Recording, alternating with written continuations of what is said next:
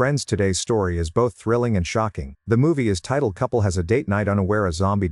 Virus has taken over the world. It begins with a sweet and romantic evening where a couple decides to spend time together enjoying their date night. They laugh, share moments, and believe everything outside is perfectly normal. But as the night goes on, strange things start to happen outside their little world. A deadly zombie virus has already spread across the city, and people everywhere are turning into terrifying creatures. The couple has no idea that danger is getting closer with ...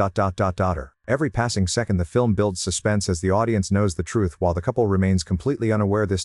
contrast makes the story gripping and emotional. The moment they finally realize the horrifying situation, it is already too late. The movie mixes romance, fear, and survival into a single unforgettable experience. So friends, let us begin the exciting recap, not a facts to porn, of this shocking and emotional story that will keep you on edge from start to finish. One night in the city, John comes home to his wife Karen. However, they don't talk very much and have dinner in different rooms. Their relationship is clearly in shambles. They do sit together to watch the news and learn about an infection that has been quickly spreading. John thinks it's just some big pharmaceutical company trying to cash in and even blames them for the virus, but Karen ignores his theories. When John announces he'll grade some papers before going to bed, Karen tries to say something but decides to leave the talk for tomorrow. The next morning, John hears a plane flying too close, which makes a hole in his roof before it crashes nearby. At that moment, Karen finally wants to talk, but John leaves to investigate the incident. He doesn't hear her say she wants a divorce.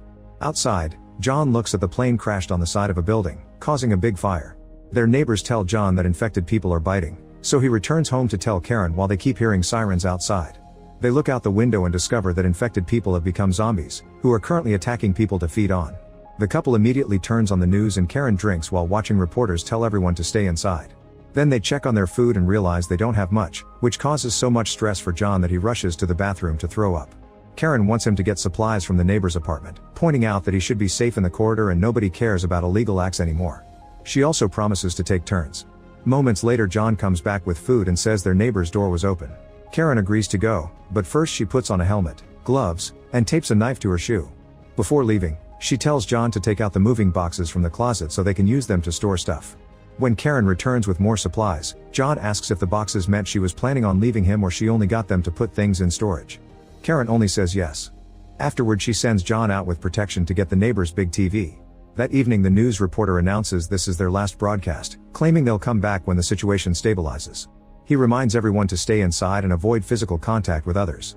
Military teams are evacuating people, so anyone in need of rescue must put an X on their windows.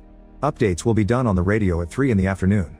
The couple uses tape to add the X to their windows, and later that night a helicopter flies by, but it doesn't stop for them. The next morning, John finds Karen coming back with more stuff.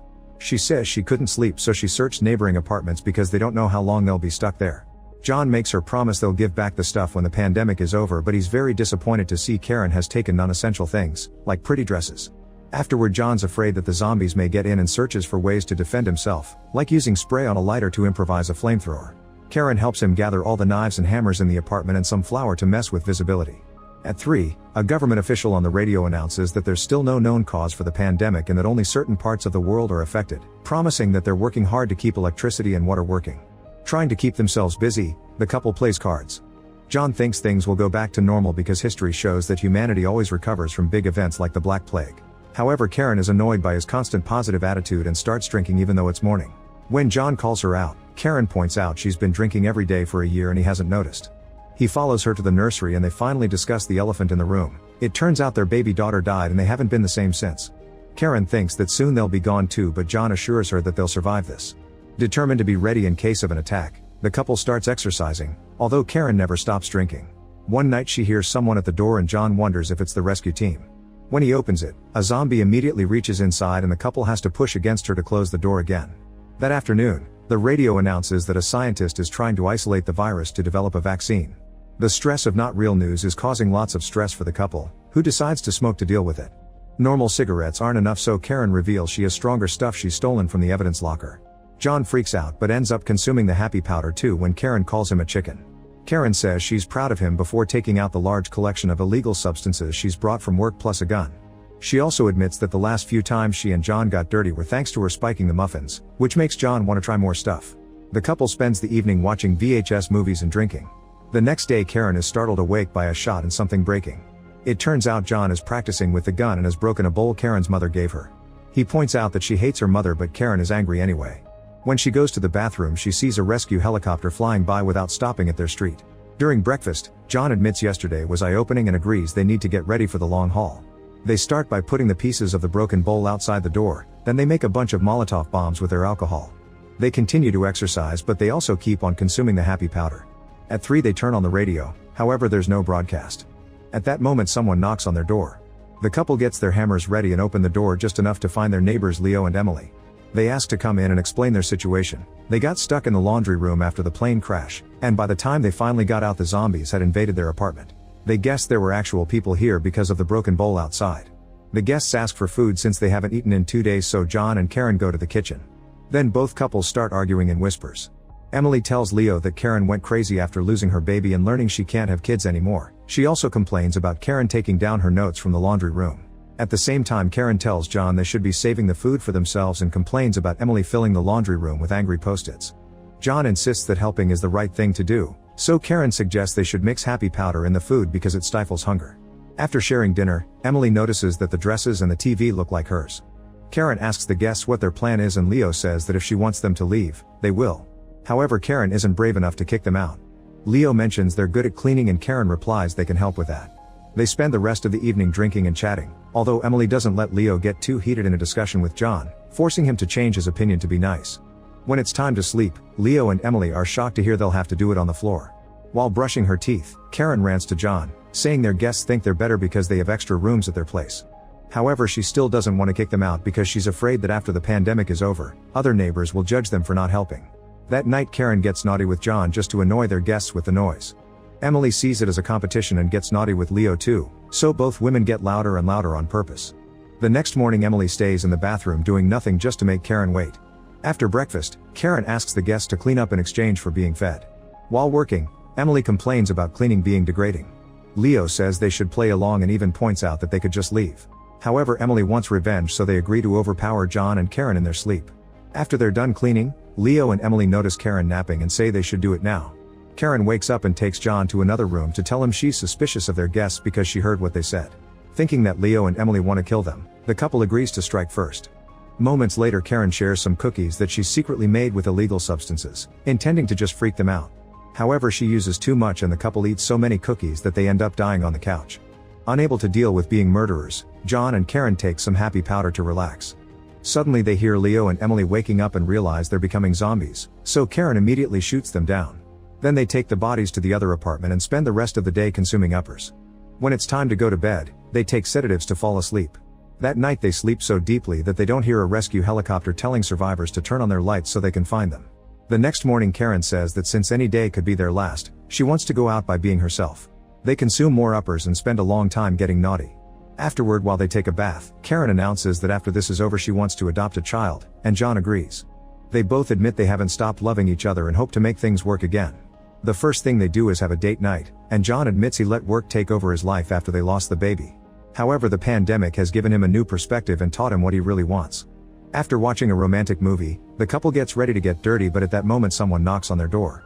A voice says it's the rescue team and Karen opens the door, only for 3 thugs to burst in and strike her down. They threaten John with a knife and ask him to gather anything valuable while the leader takes Karen to the bedroom to take advantage of her. When she sees an opening, she throws flour at his face and kicks him in the groin. Then she gets some scissors and repeatedly stabs him in the neck. The other 2 thugs come to check on their leader and get angry at Karen, but before they can touch her, John appears with the gun and quickly kills them both. The couple takes the bodies to another apartment before having a drink. Suddenly they hear a voice and realize it's the rescue team. They rush to the window and try to get their attention to no avail. They decide to leave the apartment and discover that the corridor is full of zombies, so John starts hitting them with a hammer and ends up with their blood on his face. This isn't enough to create an opening, so the couple closes the door again and returns to the window, but the helicopters are gone.